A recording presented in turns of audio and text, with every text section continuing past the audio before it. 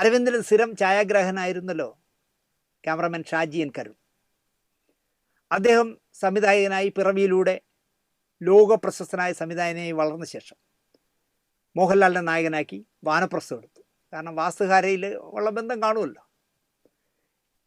അതിൽ മോഹൻലാലിനെ നായകനാക്കി മാത്രമല്ല, നിർമ്മാതാക്കളുടെ ഒരു വിദേശ ഫണ്ട് വാങ്ങിയിട്ടാണല്ലോ പറഞ്ഞത്. അതിൻ്റെ കൂട്ടത്തിൽ മോഹൻലാലും കൂടി പാർട്ണറായി. ഇന്നതൊക്കെ അസ്തമിച്ചു. അരവിന്ദനും ഷാജി എൻ കരുണും ഈ ലോകം വിട്ടു. അടൂര് സിനിമ എടുക്കുന്നുമില്ല. മോഹൻലാലിനെ മറ്റൊരു സിനിമാക്കാരനും എകഴ്ത്താത്ത ഭാഷയിൽ അടൂർ കാച്ചി ഞാൻ തുടക്കത്തിൽ ഒന്ന് സൂചിപ്പിച്ചു. മോഹൻലാലിനെ കാണുമ്പോൾ നല്ലവനായ ഗുണ്ടയുടെ മുഖമായതിനാലാണ് എൻ്റെ സിനിമയിൽ സഹകരിപ്പിക്കാത്തത് എന്നാണ് അദ്ദേഹം പറഞ്ഞത്. മറ്റു പലരും അടൂരിനെ തെറി പറഞ്ഞിട്ടും മോഹൻലാൽ നിശബ്ദനായിരുന്നു. മറ്റൊന്നും സാധിക്കാത്തതിനാൽ മോഹൻലാലിന് ഒരടി ആയിക്കോട്ടെ എന്ന് വെച്ച് കാച്ചിയതായിരിക്കണം അടൂർ.